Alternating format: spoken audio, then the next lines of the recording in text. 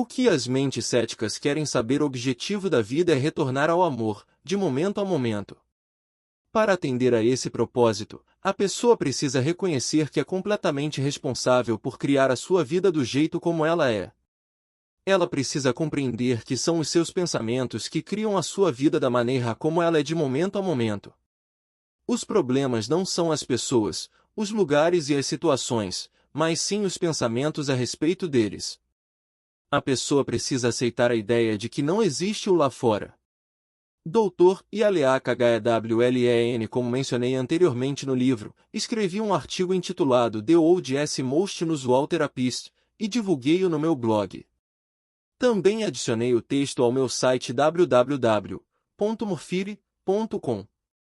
Além disso, foi publicado em um livro de autoria de David Hickland, 101 Great Ways to Improve Your Life. O artigo veio a ser o mais amplamente distribuído e comentado que eu já escrevera. As pessoas o incluíam em grupos de discussão, encaminhavam-no para os amigos, enviavam-no para as suas listas de e-mails pessoais e públicas, e o espalhavam ainda de outras maneiras. Aparentemente a mensagem que o artigo continha estava inspirando todo mundo. Foi exatamente esse artigo que captou a atenção do meu editor, John Wiley Sons, e me levou a escrever o livro que você tem nas mãos. Entretanto, nem todo mundo adorou o artigo. Algumas pessoas não conseguiam acreditar que ninguém, nem mesmo um psicólogo, pudesse curar criminosos com problemas mentais em um hospital. Uma pessoa escreve-o para o Dr. Eulen e exigiu uma prova. Ela queria saber os fatos a respeito das experiências do Dr. Eulen naquele hospital psiquiátrico. E eu também queria essas provas, verdade seja dita. Eis a resposta detalhada que o Dr. Eulen escreveu: a história, como a maioria das histórias, requer esclarecimentos. É verdade que, passei vários anos trabalhando como psicólogo, sem vínculo empregatício, no Hawaii State Hospital, um estabelecimento psiquiátrico administrado pelo Departamento de Saúde do Estado do Hawaii. 2. Passei 3 anos, de 1984 a 1987, como psicólogo da equipe, trabalhando 20 horas por semana, em uma unidade de segurança máxima para pacientes do sexo masculino que haviam praticado atos criminosos de assassinato, estupro, uso de drogas e agressão contra pessoas e propriedades. 3. Quando ingressei na unidade de segurança máxima em 1984 como psicólogo da equipe, todas as celas de isolamento estavam ocupadas por pacientes violentos. 4. Em qualquer dia considerado, havia na unidade vários pacientes com grilhões nos tornozelos e nos pulsos para impedir que eles praticassem atos violentos contra outras pessoas. 5. A violência na unidade praticada por pacientes contra pacientes e contra a equipe era uma ocorrência corriqueira. 6. Os pacientes não estavam intimamente envolvidos com os cuidados que lhes eram prestados nem com a sua reabilitação. 7. Não havia atividades de reabilitação dentro da unidade. 8. Fora da unidade, não havia atividades, recreação ou trabalho. 9. As visitas de familiares na unidade eram extremamente raras. 10. Nenhum paciente tinha permissão para sair da unidade de segurança máxima sem uma autorização por escrito do psiquiatra. Quando saía, o fazia com grilhões no tornozelo e no pulso. 11. A permanência na unidade do paciente típico era de anos, com um custo, acredito eu, em torno de $30.000 por ano na época. 12. As faltas ao trabalho por motivo de doença na equipe eram extremamente elevadas na ala. 13. O ambiente físico da unidade era sombrio e um tanto decadente. 14. A equipe da unidade era formada basicamente por pessoas maravilhosas e dedicadas. 15. O que acabo de descrever provavelmente é a situação típica da maioria das unidades psiquiátricas nos Estados Unidos.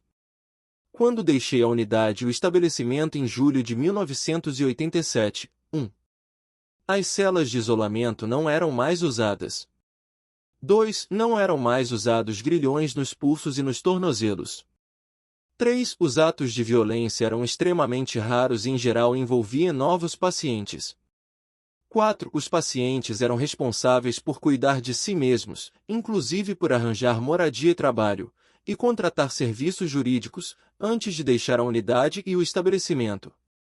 5. As atividades recreativas realizadas fora da unidade, como jogging e tênis, eram permanentes, e para sair para praticá-las os pacientes não precisavam da autorização de um psiquiatra nem usar grilhões nos tornozelos e nos pulsos.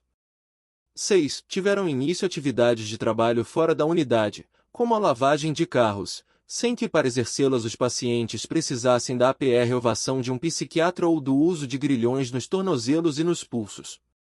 7. O trabalho dentro da unidade consistia em assar biscoitos e engraxar sapatos. 8. Os pacientes estavam recebendo visitas de parentes da unidade. 9. A falta ao trabalho dos membros da equipe por motivo de doença deixou de ser um problema crônico. 10. O ambiente da unidade melhorou enormemente devido à pintura e à manutenção, e também porque as pessoas se interessavam pelo lugar onde viviam. 11. A equipe da unidade estava mais empenhada em incentivar os pacientes a ser totalmente responsáveis por si mesmos. 12. O tempo de permanência dos pacientes na unidade foi enormemente reduzido, passando a ser de meses em vez de anos. 13. A qualidade de vida tanto dos pacientes quanto da equipe mudou radicalmente, deixando de ser a de uma prisão e passando a ser a de uma família, de pessoas que se importavam umas com as outras. O que eu fiz na condição de psicólogo da equipe da unidade? Todas as vezes que eu ia para a unidade, eu fazia o processo da identidade própria por meio do Ho'oponopono do arrependimento, do perdão e da transmutação, para o que quer que estivesse acontecendo em mim que eu experimentava consciente e inconscientemente como problemas antes de entrar, durante o tempo em que eu ficava lá dentro e depois que eu saía. Não realizei nenhum trabalho de terapia ou de orientação psicológica com os pacientes da unidade. Não participei de nenhuma conferência da equipe sobre os pacientes. Assumi completamente a responsabilidade de purificar o que havia em mim que me causou problemas como psicólogo da equipe. Sou uma criação do eu sou, perfeito, como acontece com todo mundo e com tudo. O que é imperfeita é a B__A, as memórias que reagem, reencenadas como críticas, ressentimento, raiva, irritação e só Deus sabe o resto da M__A que é carregada da alma. Paz do eu, Yaleakala Eulen, PhD, Presidente Emérito da Foundation of I, Inc., Freedom of the Cosmos www.oponopono.org. Embora eu ainda estivesse aprendendo Ho'oponopono, eu às vezes ensinava o método a outras pessoas quando sentia que elas estavam abertas a ouvir falar nele. É claro que o fato de elas estarem abertas era um reflexo de mim, não delas. Quanto mais claro eu me tornava, mais claras as pessoas ao meu redor se tornavam. Entretanto, isso é difícil de aceitar. É muito mais fácil querer mudar o exterior do que o interior. Em Maui, um corretor de imóveis nos levou de carro para ver algumas KSAS. Ao longo do caminho, conversamos bastante a respeito da cura, da espiritualidade, do filme O Segredo e do crescimento pessoal. Tudo era interessante, mas algo esclarecedor teve lugar durante parte do percurso. O corretor havia lido meu hoje famoso artigo sobre o Dr. Eulen e o processo de cura havaiano Ho'oponopono que ele usou para curar uma ala inteira de criminosos com doenças mentais. Como todas as outras pessoas, o corretor achou o artigo inspirador. Como todas as outras pessoas, ele não o entendeu muito bem. Enquanto passeávamos de carro pela bela ilha de Maui, ouvi o corretor se queixar de uma casa que ele não conseguia vender. O comprador e o vendedor estavam discutindo por causa dela, causando muita raiva, ressentimento e outras coisas. A venda estava presa no meio da briga, e não iria se concretizar em um futuro próximo. O corretor estava obviamente frustrado por causa das atitudes daqueles dois. Fiquei ouvindo durante algum tempo e depois me senti inspirado a me manifestar. Você gostaria de saber como o Dr. Eulen talvez lidaria com essa situação usando o Ho'oponopono? Perguntei. Claro, exclamou o corretor, obviamente curioso. Estou decididamente interessado. Por favor, me diga. Isso deve ser bom, disse Nerissa. Bem, não sou o Dr. Eulen, comecei, mas estou escrevendo um livro com ele e treinei com ele, de modo que acho que tenho uma boa ideia de como ele talvez lidaria com a situação. Conte-me. O que o Dr. Eulen faz é olhar dentro de si mesmo para ver o que existe dentro dele que está compartilhando a experiência que ele vê do lado de fora. Comecei. Quando ele trabalhava no hospital psiquiátrico, ele olhava para a ficha dos pacientes. Quer ele sentisse repulsa pelos atos deles ou outra coisa, ele não lidava com a pessoa, ele lidava com os sentimentos que ele experimentava. À medida que ele começava a limpar o que estava dentro dele, os pacientes começavam a se purificar e ficar curados. Eu gosto disso, afirmou o corretor. A maioria das pessoas não tem a menor ideia do que significa a responsabilidade, prossegui. Elas preferem culpar os outros e as circunstâncias externas. Quando elas se desenvolvem e se tornam mais conscientes, começam a se considerar responsáveis pelo que dizem e fazem. Além disso, quando você se torna ainda mais consciente, você pode começar a compreender que é responsável pelo que todo mundo diz ou faz, simplesmente porque essas pessoas fazem parte da sua experiência.